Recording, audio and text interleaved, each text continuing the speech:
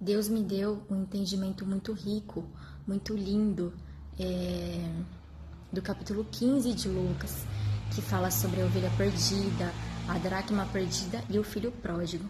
Cada vez que a gente lê, a gente tem um entendimento assim diferente, né? Deus fala ao nosso coração de maneira diferente. E dessa vez assim eu senti a vontade, né, de estar compartilhando essa mensagem.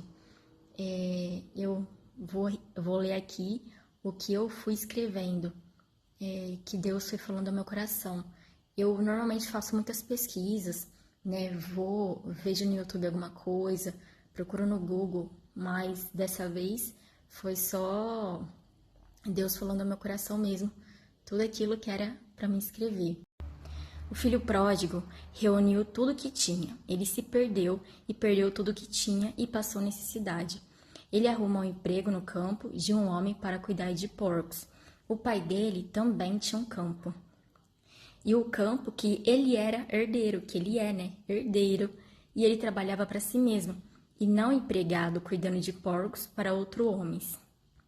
Então, a gente já vê por aí que a hora que ele sai, né, da propriedade do pai, da propriedade dele, que ele tinha por herança, ele vai e reúne tudo que tem, perde e vai em outro campo, né, e começa a trabalhar para outro homem, cuidando de porcos, e isso, né, para outra pessoa, não para ele mesmo, que era o que ele fazia no campo do pai dele, que ele cuidava das coisas dele, né, que iriam ser futuras dele, né, trabalhando para si mesmo. E isso não é sobre trabalho, é espiritual. A gente já vê logo no início o grande contraste do que o mundo ofereceu para ele e do que o pai oferecia para ele, né? De quando, por exemplo, algum cristão que estava com Deus, que já conheceu a Deus, ou já teve alguma experiência com Deus, né? Deus, ele oferece o melhor para você, enquanto o mundo oferece algo para você que não é seu, né? Que não é duradouro, que não é abençoado. E aí, o campo também nos fala do campo de Jesus Cristo, né? Que fala lá na ovelha perdida, né? Do campo de Jesus. E ao longo da Bíblia a gente vê muito Jesus falando do campo dele. Então, Jesus, ele nos leva para o campo em verdes pastagens, com águas tranquilas, para descansar e estarmos submetidos a ele, que cuida de nós e é o nosso alimento que nos satisfaz verdadeiramente. Porque lá ele falava que ele estava no campo e procurava e tinha que comer as comidas dos porcos, né? E ele não se alimentava. Então a gente já vê que quando a gente está no campo de Jesus, a gente tem bênção, a gente tem descanso, a gente tem Ele para cuidar da gente. Ele é o nosso próprio alimento que nos satisfaz. A gente não precisa de procurar alimento, porque o alimento é Ele. E o filho pródigo, ele não apenas perdeu todas as coisas físicas do seu pai, ele perdeu a espiritualidade dele, que é o pior que a gente pode fazer, né? Ele apenas perdeu o que ele já tinha, porque ele já tinha, mas quando ele vai para o mundo, ele perde tudo. E a gente só perde o que a gente já teve. A gente nunca vai perder o que a gente nunca teve. E assim como falou o capítulo inteiro, quando a gente perde aquilo que a gente tinha, o que a gente tem que fazer é ir atrás, é ir buscar, que é o que agora ele vai fazer, né? Então, quando ele caiu em si e se arrependeu e se colocou a caminho para encontrá-las, ele não apenas acharia de volta as suas necessidades físicas que havia perdido, mas ele acharia de volta algo muito mais precioso, né? A sua espiritualidade, pois está escrito lá, né, na Bíblia, ele caiu em si. E quando caímos em si, esse é o grande ponto, é a chave que vai mudar toda a nossa vida. Porque vem para nós o arrependimento, né? A gente vê ele caindo em si, que isso é o arrependimento. Vem a humildade é o quê? Ele falando assim, lá meu pai tem vários empregados e eu não quero, né, ser reconhecido como filho. eu vou falar pro meu pai me empregar. Então a gente vê como que veio o arrependimento, como que veio a humildade, né, para ele também, dele reconhecer que ele não deveria ser chamado filho, né, mas empregado. É assim como a gente é com Deus. E pela graça de Deus é que ele nos chama de filhos, porque a gente não merece, né? A gente não merece nem ser servo de Deus, né? Mas antes as pessoas, né, se viam ali como servas, né? Mas hoje o Senhor nos chama de filhos e filhas. Então, se a gente não merecia nem ser servo, imagina filho. É a graça de Deus. O reconhecimento do não merecimento, que é a consciência, né, que todos nós devemos ter com Deus, porque com Deus não é sobre mérito, como no mundo, né? Ah, se você faz isso, então você ganha isso. Não, com Deus não é assim. Com Deus é diferente, é pela graça dele, não é pela nossa performance, não é pelo que a gente faz de bom e acha que merece, de ruim ou de bom, porque Deus não é perverso, né? A gente semeia e a gente colhe, mas Deus, ele não é perverso e Deus, ele não é falso de modo algum. Ele retribui a cada um, né, segundo as suas, do seu modo de agir, mas tudo que a gente semeia, a gente colhe, seja bom ou seja ruim. O filho estava perdido e foi encontrado pelo Senhor. O pai não procurou ele porque o pai não perdeu ele. O filho se perdeu sozinho.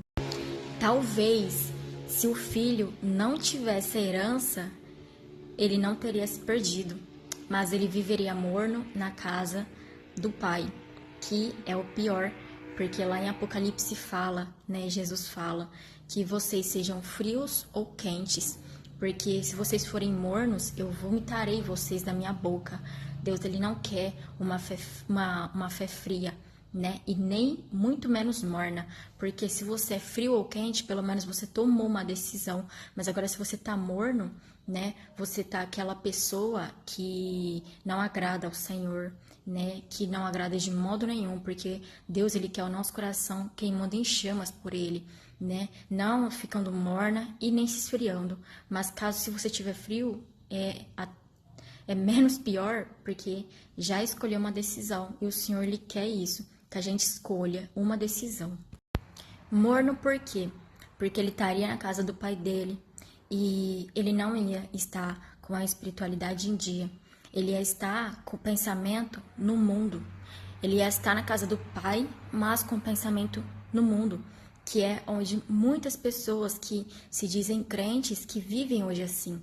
Elas podem estar na igreja, elas podem falar de Deus, podem ouvir louvores, elas podem até, né, ter algumas experiências, enfim, com Deus, mas elas não estão realmente com Deus verdadeiramente, elas não estão na presença do Senhor. Então isso não adianta. A gente está na casa de Deus, mas com pensamento no mundo. A gente está na casa de Deus, mas se alimentando das coisas do mundo, alimentando a nossa carne, né? Isso vai deixando a gente morno e já a gente vai estar frio, que é longe de Deus, longe do fervor do Espírito Santo. E quando, né, o filho mais novo, ele chega lá, o pai recebe ele com muita alegria. Por quê? Porque ele se arrependeu, né? Igual eu falei, o arrependimento é a chave de tudo. E junto com o arrependimento vem Jesus Cristo, que é o verdadeiro caminho. Porque tá falando lá, né, que o caminho, o filho, ele se coloca a caminho, né? O caminho, na Bíblia, ele fala de Jesus Cristo, que é o verdadeiro caminho, que é o caminho que a gente tem que seguir na nossa vida, o caminho que nos leva para o reino de Deus, né? E com isso vem a graça, a sua graça, que é Jesus Cristo, o seu melhor para nós, porque depois que o Pai recebe ele ali, né? Ele olha para ele, ele já fala para o servo, ele fala para o servo: traga o melhor para o meu filho, né? Traga o melhor para o meu filho, que a graça é Jesus Cristo. Ele não deu qualquer roupa, qualquer sapato e qualquer anel. Ele deu o melhor dele. Que Deus, ele sempre tem o melhor para nós. A gente tem algumas coisas, né, que a gente acha que é boa, que parece ser boa, mas Deus, ele tem o melhor pra gente. E nessa cena onde o filho pródigo, né, estava voltando e o pai estava encontrando ele e foi fazer uma festa, né, que ele foi festejar, porque quando a gente encontra o que estava perdido, a gente não guarda só para nós, a gente festeja, né, transborda a alegria junto com as pessoas, né, porque o que é de Deus não fica parado, o que é de Deus, né, ele tem que ser transbordado para a vida das outras pessoas, para abençoar outras pessoas, para alegrar outras pessoas. E o filho pródigo, ele estava no campo e ele ficou indignado por se sentir desvalorizado. Mas o grande valor está nisso, né? Na gente estar no campo do Pai. Isso é um melhor, né? Porque assim como a ovelha perdida, Jesus fala, e que ele possuía 100 ovelhas e ele deixa as 99 no campo e procura uma, né? E as que já estavam no campo, elas já estavam no melhor lugar. Então, esse é o lugar que a gente deve estar. E quando a gente está no campo de Jesus, né? Esse é o melhor lugar e a gente não merece estar nesse lugar. E a gente deve ser grato por estar. Porque o campo de Jesus é o lugar de descanso, é a habitação do Espírito Santo, é a presença do Deus vivo.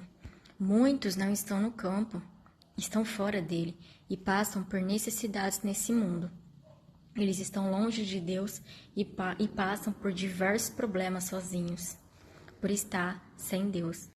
E como eles estão no campo, né, não estão na presença do Senhor, eles passam por diversos problemas sozinhos. Eles são levados pelo vento, eles não têm direção, eles estão a caminho da ruína.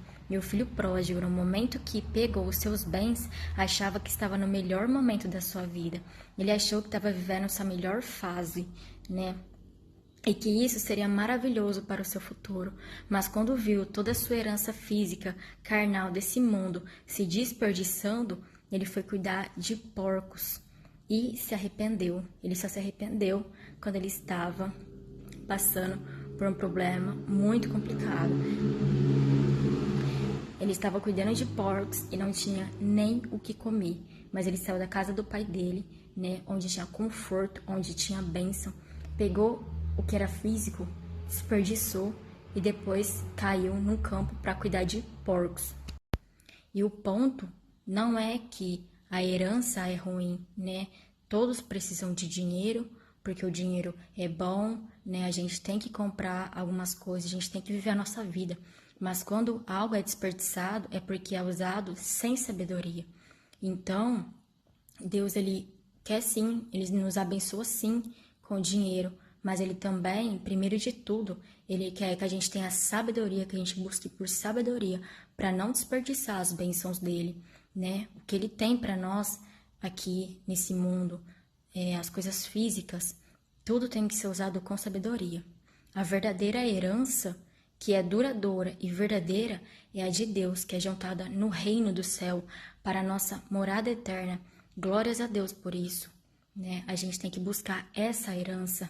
As heranças aqui do mundo não é ruim, mas ela passa, ela não é verdadeira. Eu creio que o Senhor quer falar com alguém, né, com essa palavra, e que você receba essa mensagem, que você seja abençoado e que a gente volte para o campo do Senhor, que a gente vá em busca daquilo que a gente perdeu, que a gente sempre queira e sempre se decida a estar na presença do Senhor, que a gente escolha estar na presença do Senhor, né, no campo do Pai, porque apenas Ele cuida da gente e as coisas do Senhor que são verdadeiras e não as desse mundo, né, e que a gente tenha sabedoria a usar todas as coisas que o Senhor nos abençoa. Em nome de Jesus, amém.